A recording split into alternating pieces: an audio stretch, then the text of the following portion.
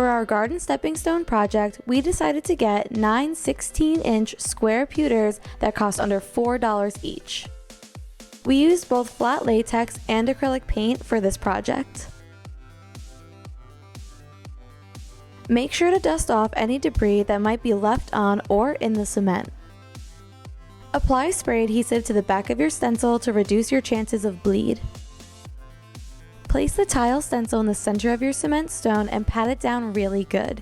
You want it to stick to the tough, grainy surface.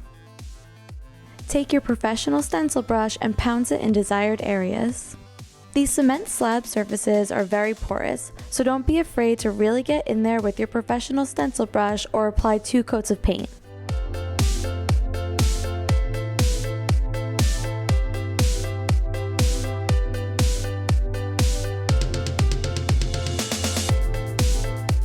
Cutting edge stencils, tile stencils are reusable, so you can go in with different color combinations on each cement stepping stone.